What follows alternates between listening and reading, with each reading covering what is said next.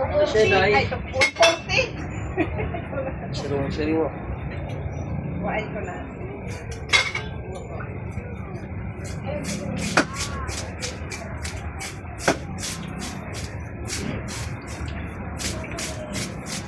Siya, Day? Magkano dito yan? 100.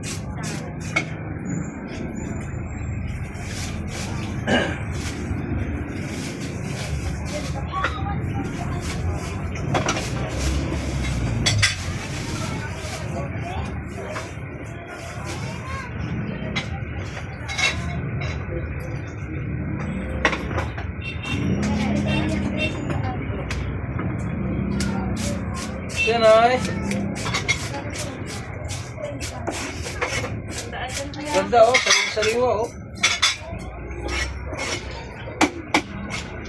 Ganda oh, sariwa oh. Ano? Bili na kayo dito. Bili na.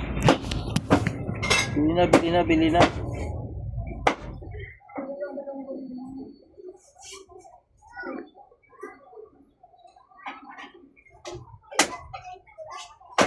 Sariwa yan ha. Ganda. Ganito ang buhay namin dito. Ano lang. Pangmasa.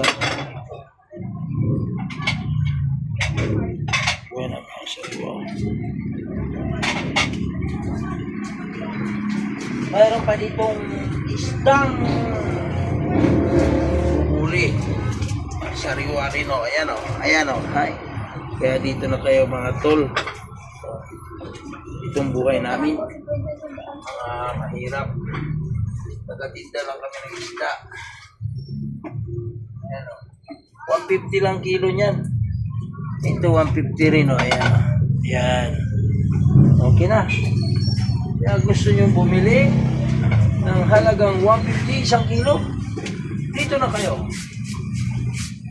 May bagyo mga to. Kaya dito na sa primera klase. Alam mga tol, pag masipag ka lang, kain ka dito sa Manila. Pag sabi ng boss mo, kaliskis. Pag sabi ng boss mo, hiwa. Kaya ganun ang buhay. Alam nyo kung hindi tayo magsikap para sa ating mga anak, wala rin. Walang makakain. Ano sete?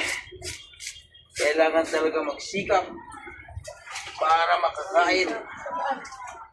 Kaya sete, kaya hindi magsikap, walang makakain. Walang mainom na alak. Sa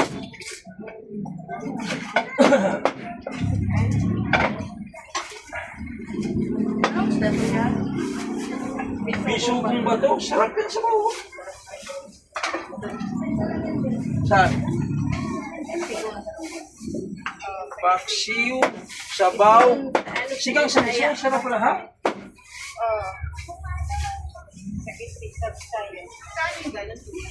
Saan? 100. Kanina, 100 ngayon. Ginawa ko lang 100. Ano na 100 ngayon, 100. Bumaba siya. Ano, ganun din siya? Anong isda yun? Ganito, sugong ba to? Ganyan o, sariwa o. Hey, mother. Diba? Okay. Ano, pahiwa ka o ano? Ano? Ayan, ano yan? Ganito yan. Hindi, bubuli yan. Pero ang torsilyo din yan, laman. Bigas din. Torsilyo, Habang uso noon, pero kauri yan sa torsilyo. Gano'n din ang sarap niya. Parang torsilyo din. Iyan ko yan yung mama ko. Ito? Ayan, naghiwa na. 100. 100 na lang, wala na 100.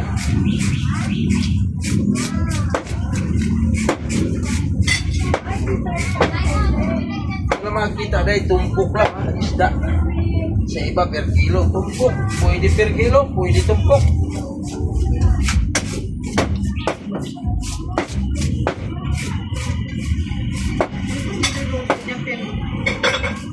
Kahit ano, masarap yan. Kung ano gusto mo, ikaw masunod. Ikaw magluto eh.